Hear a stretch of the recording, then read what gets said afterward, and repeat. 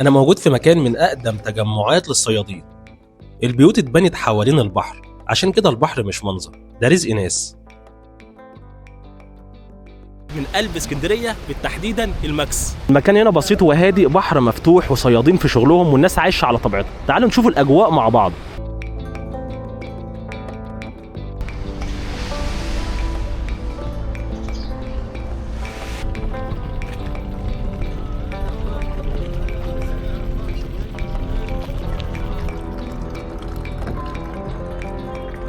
الناس هنا جميله ورايقه، يعني بيجوا الساعه 7 الصبح زي ما انتم شايفين بيصطادوا.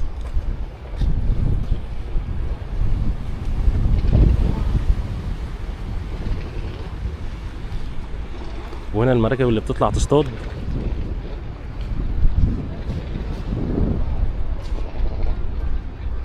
الممشى اللي انا ماشي عليه ده اخره لهناك كده زي ما انتم شايفين. فالجو النهارده مش شمس، الجو مغيم، الاجواء الشتويه الجامده جدا اللي انا بعشقها. فمنطقه الماكس هنا زي ما انتم شايفين اغلبها صيادين ومراكب والاجواء اللي انتم شايفينها دي. فنستكشف المكان مع بعض. انا هاجي اصطاد جنبك يا حاج بقى بعد اذنك. هاجي اصطاد جنبك. خلاص انا حجزت المكان ده بعد كده. انا كل يوم اجي اقعد هنا يا حاج، انا حجزته خلاص. حجزت المكان ده خلاص. خلاص كل يوم هتلاقيني هنا. كل يوم تعال. ماشي يا حاج، انت راجل محترم. ما يهمكش. ونقوم احنا نمشي تاني. يا سلام يا سلام.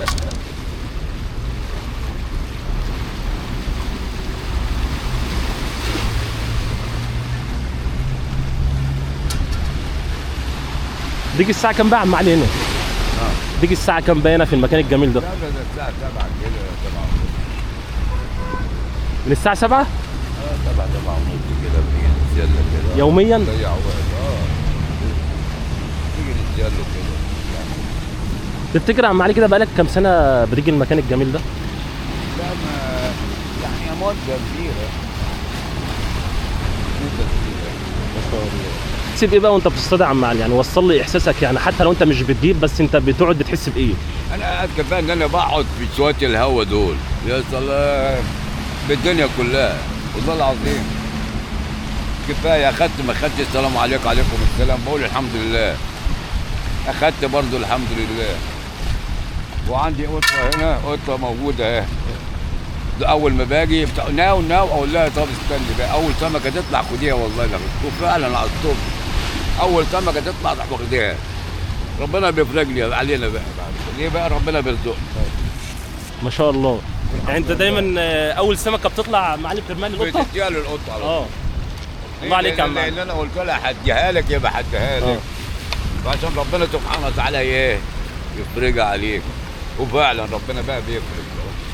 يا دوب عطيته قال راح ربنا كرمني بسمكايه ورمينا على طول. وبعد كده سمكتين تانيين برضه. بص انا بقعد يا خدت يا ما خدت، ما خدتش سلام عليكم، اخدت سلام عليكم مثلا. بقعد لي ساعه 2 لو لقيت في سمك الطمع وحش بقى، لو السمك شغال اكتر بقى. يعني نقدر نقول ان البحر علمك الصبر. الصبر ده اهم حاجه، الصبر يا عم. في ناس هنا بتيجي تبص تلاقي تعمل كده، هو ما فيش حاجه، هو في حاجه، واخد بعضه راح ماشيين. اقول لهم يا جدعان والله في سمك، اقعدوا بس والله هتاخدوا سمك. وياخدوا بعضهم يمشوا، هم يمشوا من هنا انا عمال اطلع بالسمك، انا ادعي عليهم ولا هم هنا. خلاص ماشوا بقى. ما شاء الله. يعني في ناس اصلا بتيجي اول ما بتيجي هنا بتتضايق ان مفيش سمك بيطلع. هو بيتضايق ويمشي، اللي بيجي هنا مش في ناس كده يعني. اللي بيجي بيتضايق بيمشي. ما بيقعدش. واتحايل عليه اقول له يابا اقعد، والله الخير يا والله الخير يا ما اقعد كل سمك لا وبس ولا هو. خدت بالك؟ انا بقالي انا خدت بقالي دلوقتي اخدت واحده وخدت 2 بولتي وبرمي برضه العيش بتاعي وبتاع بطبخ لغايه ما ايه اجمع السمك. الصبح كنت بشوف ناس كتير قاعده على البحر تصطاد، كنت بعدي عليهم ما كنتش بعرف قيمه المتعه اللي هم فيها غير لما جيت دلوقتي قعدت. فمتعه رهيبه. انك تكون قاعد كده الصبح كده قدام البحر، تعمل حاجه جميله، تصطاد.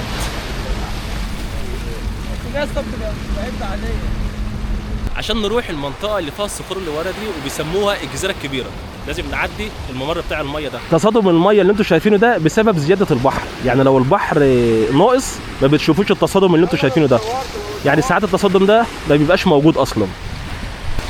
روعه يا جماعه، روعه روعه، الاجواء هنا عالميه. في كل مكان هنا هتلاقي الناس بيصطادوا. كله هنا بيصطاد. هنا الصيد هنا رقم واحد.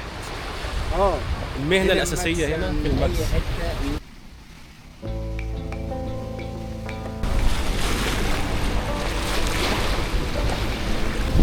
حلوه الاجواء. تخيل انت قاعد لوحدك هنا مع كوبايه الشاي، البحر الجميل. انا بتكلم عن نفسي، انا بحب القعده لوحدي، بحب اقعد في مكان زي ده لوحدي تماما، مش معايا اي حد، انا والبحر. اجواء عالميه في الماكس هنا في اسكندريه. بصراحه زياره يعني انا اتبسطت بيها جدا جدا، ومن امتع الاماكن ان انا نزلت وصورت فيها كاجواء وكروح للمكان وكل حاجه.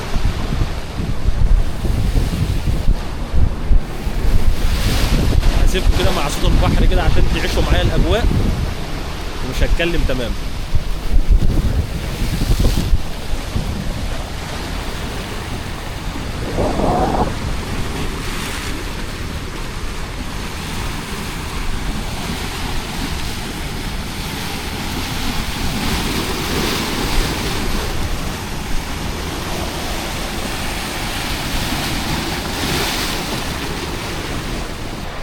دلوقتي عند فنار الماكس، علامه من علامات المميزه هنا في الماكس. الفنار ده زمان كانوا بيستخدموه عشان يوري المراكب طريقها في الضلمه، وينبه السفن ان في صخور، يعني كان دليل امان لاي مركب داخله او طالعه من هنا.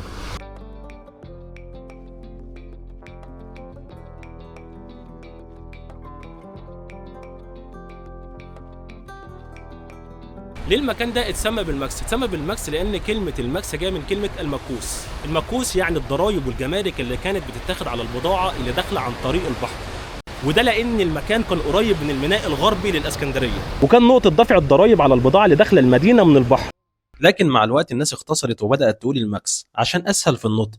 ولا مؤاخذة يعني منطقة شعبية ومنطقة كويسة وكفاية اللي حوالين منها، يعني منطقة برضك يعني كلها رزق، ومنطقة اللي الناس اللي فيها كلها خير وكلها أهل خير، وكفاية بس اللي هي البيوت اللي هي الجميلة ديت، الزمن الجميل وذكريات حلوة برضك وبتاع وكده، الواحد بيقعد قدام منها ما بنساهاش، والله ما بنساهاش يعني.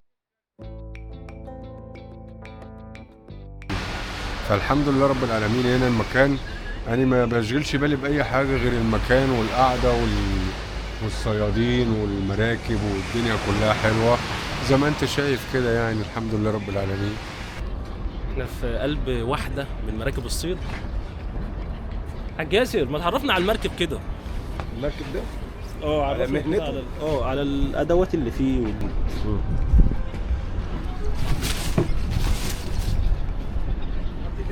طبعا بتلف، بتشتغل كده داير ما يدور. الحشه اللي انت بترميها الاولانيه، العوامه الاولانيه بترجع عليها تاني داير ما يدور، بتشد من الجنبين. هنا بتطلع الحلقان دي فيها الرصاص، تطلع الرصاص بعد كده بتشد الغاز والفيلم. هنا السمك بيتجمع في النص في حاجه اسمها شيخيه، دي في النص، السمكه اللي موجوده بتيجي فيها فبيطلعوا على المركب. ما شاء الله. التلاجة فين بقى؟ دي بتبقى التلاجة صح؟ دي التلاجة. تخزنوا بقى فيها السمك وكده لأطول فترة ممكنة عادي. بالتلج طبعا.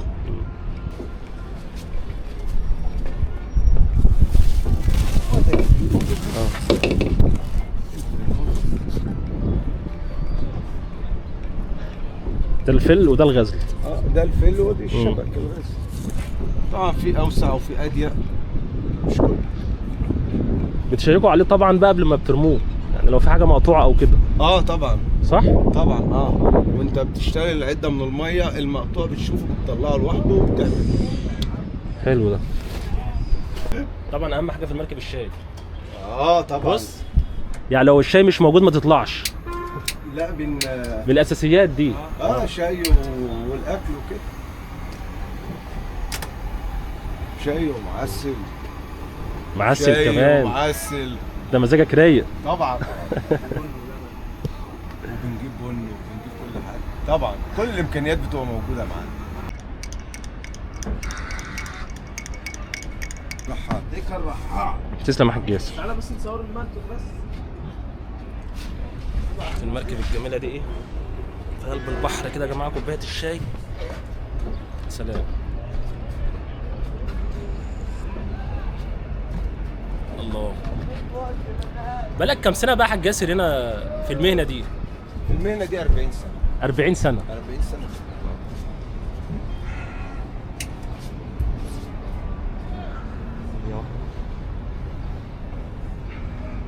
من وانا سني 12 سنه.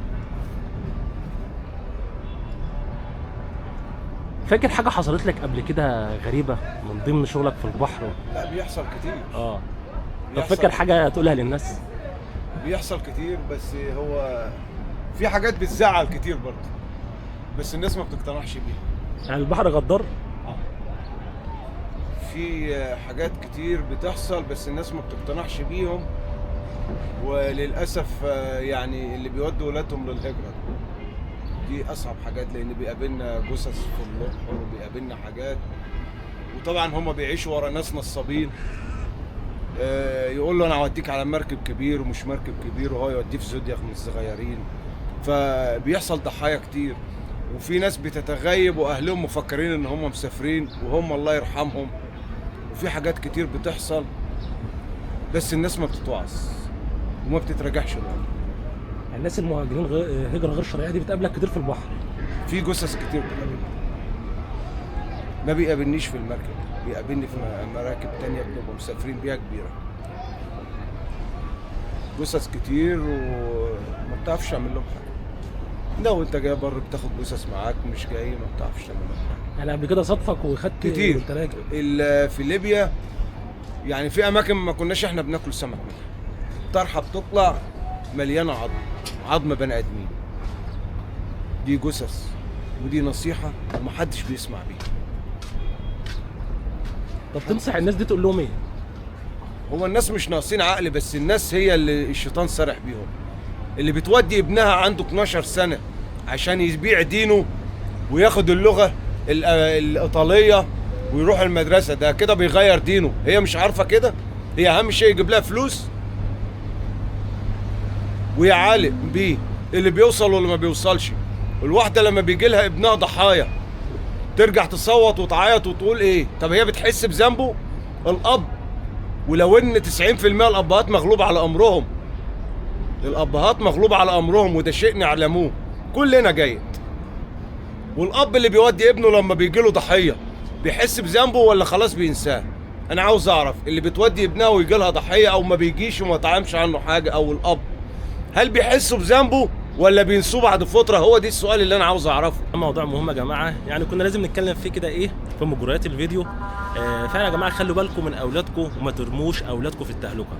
يعني يا ريت كل اب وكل ام تفكر قبل ما تعمل الموضوع ده، وقبل ما ترمي اولادهم في التهلكه يفكروا مره واثنين وثلاثه، لان الموضوع ده خطير جدا وكان لازم نتكلم فيه وننصح الناس. طبعا احنا في المكس يا جماعه لازم اكله سمك، فتعالوا ايه نشوف الاسعار هنا عامله ايه. حبيب قلبي صباح الفل عليك. بص حبيبي، هنا في بوري بحر ب 150 جنيه. الكلام ده قبل رمضان، مش عارفين في رمضان الاسعار هتبقى ايه، بس كده الاسعار كويسه. في لوت بحر برضو 250. دينيس ب 450. في قاروص بقى مبطرخ، ده بطارخ صافي، ده سمك بتاع فنادق وبتاع مطاعم ب 450. دراك هو السمك قليل شويه، يعني السمك اليومين دول قليل. في دراك برضو بتاع بحر ب 250. تيجي للجمبري بقى، جمبري جامبو ب 550 بدل 600 و 650. في منه بقى الجامبو اصلا معدي 600. في سبيت بلد، ده السبيت البلد ده لسه بلونه بحبه، لحم صافي 350. هنا اللي عايز يعمل اكله سمك هنا عايز يجي ياخد تجهز، منك وعايز ويجهز ورا هنا يا جماعه. بالظبط. في جندفلي بلدي ب 100 جنيه بس. حتى البولتي اهو عندنا حي. بص على البولتي الحي ده محدش عارف حاطط منه، لسه سمك صاحي كله طازه من البحر على البيع على طول. في سبيت متنطط، ده لحم صافي ب 450 جنيه.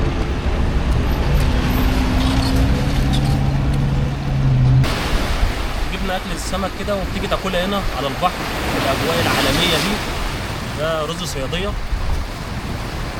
ده سمك بوري بقى مشوي كده ايه عليه ليمون، وتحت بولتي. جمدان يا جماعه، جمدان. امتع حاجه ممكن تعملها في حياتك ان انت تبقى في الماكس هنا وتجيب سمك وتيجي تاكله على البحر. ده ممكن امتع لحظه هتحس بيها في حياتك.